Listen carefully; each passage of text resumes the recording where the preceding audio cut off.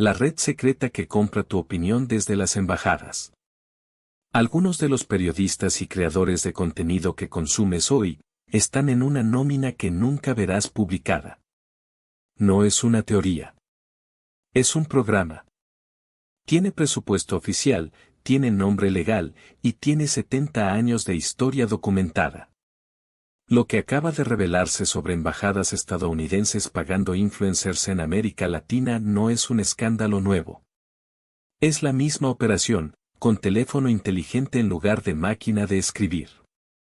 Corre el año 1953. En una oficina sin ventanas dentro del edificio de la CIA en Washington, un hombre llamado Frank Wisner contempla un mapa. No es un mapa militar. No hay rutas de invasión ni posiciones de tanques. Es un mapa de periódicos. De estaciones de radio. De editoriales. De nombres, periodistas, editores, directores de redacción, distribuidos por Europa, Asia y América Latina como piezas de un tablero invisible. Wisner era el jefe de operaciones encubiertas de la CIA. Y había llegado a una conclusión que cambiaría la historia de la comunicación para siempre: no necesitas conquistar un país si puedes conquistar lo que ese país cree. A esa red la llamaron, internamente, Operación Mockingbird. El nombre lo dice todo. Un mockingbird, un sinsonte, es el pájaro que imita perfectamente los cantos de otros. Canta con voz ajena. Y nadie, al escucharlo, sospecha que la melodía no es suya. Durante décadas, esa operación existió en el territorio de los rumores y las acusaciones sin prueba.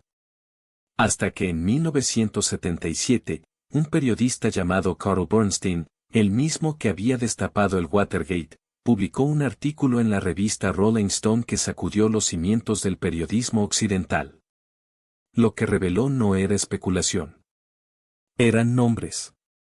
Eran contratos. Eran instrucciones. Y el capítulo dedicado a América Latina era, quizás, el más perturbador de todos. Bernstein había pasado meses revisando archivos internos de la CIA. Lo que encontró fue una arquitectura. No una conspiración caótica de agentes solitarios, sino una estructura organizada, con jerarquías, con presupuestos anuales, con criterios de selección para reclutar periodistas en países estratégicos. El documento que publicó citaba más de 400 personas en medios de comunicación que habían trabajado, en algún momento, para la CIA. No todas eran espías. Muchas ni siquiera sabían que formaban parte de algo mayor. Recibían información. Recibían financiamiento indirecto. Recibían encuadres, ángulos específicos desde los cuales narrar ciertos eventos. Y a cambio, producían contenido que parecía periodismo independiente. ¿Qué era periodismo independiente? Excepto por una sola variable: la agenda no era suya. En América Latina, el mecanismo era especialmente refinado. No se infiltraban redacciones a la fuerza. Se construían medios desde cero. Se financiaban revistas culturales, programas radiales, suplementos universitarios que parecían surgir orgánicamente de intelectuales locales. La CIA entendió algo que los tanques nunca podrían lograr: la propaganda más efectiva es la que no parece propaganda. Wisner lo llamaba el Mighty Wurlitzer, el órgano poderoso. Explicaba que podía tocar cualquier melodía narrativa que necesitara, en cualquier país, en cualquier idioma, simplemente activando las teclas correctas de su red.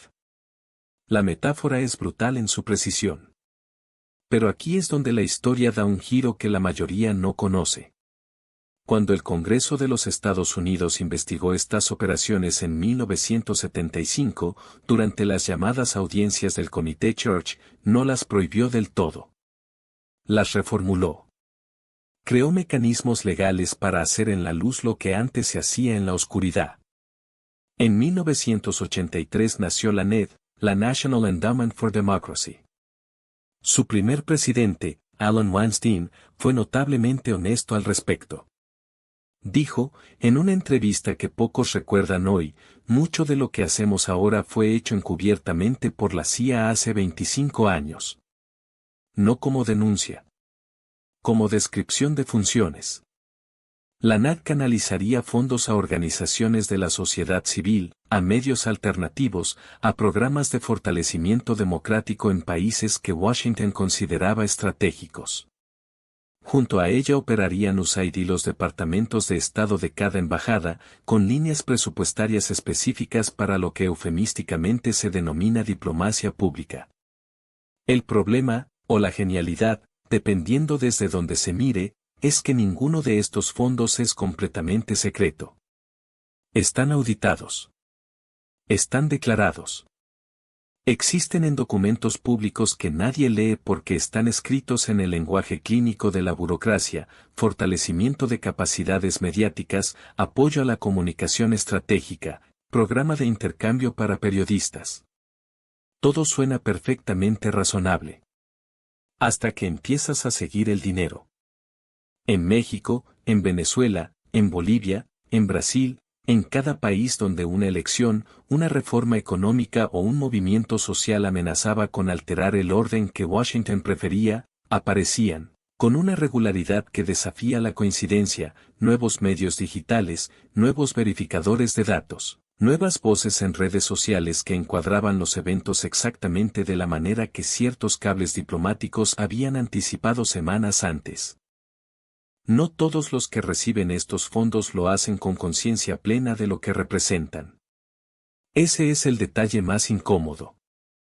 Algunos son ideológicamente afines y no necesitan instrucciones explícitas.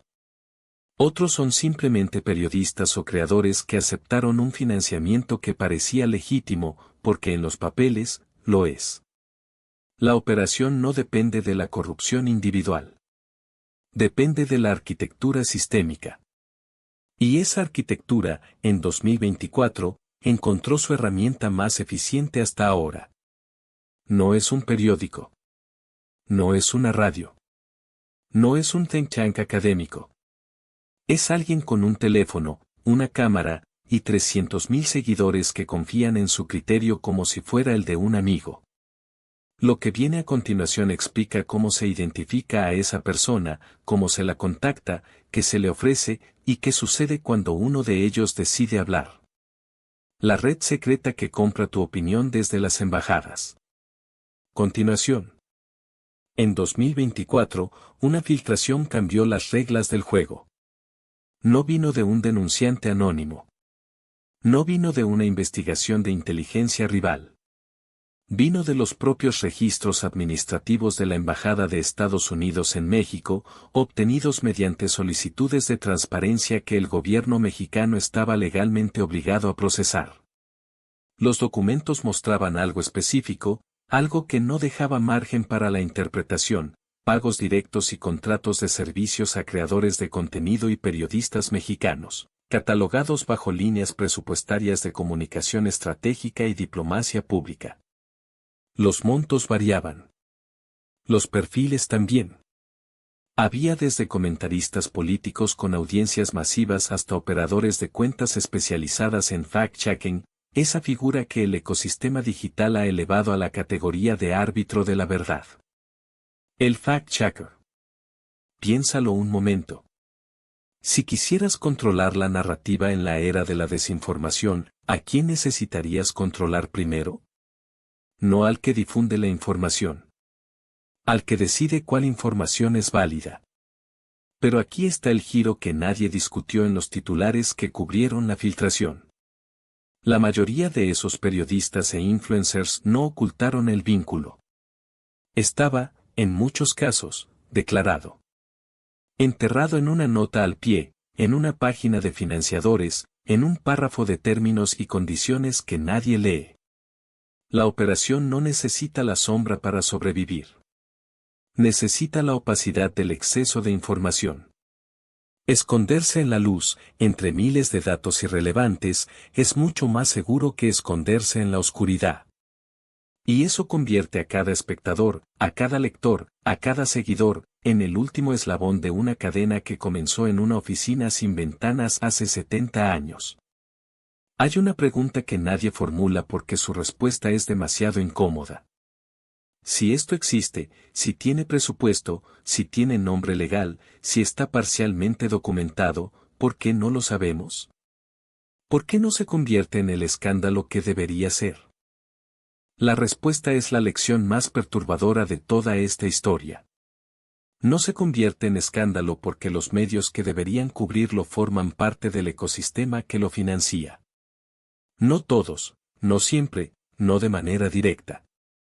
Pero lo suficiente como para que el tema sea sistemáticamente encuadrado como teoría conspirativa, como paranoia antiestadounidense, como argumento de regímenes autoritarios que buscan desacreditar a sus críticos.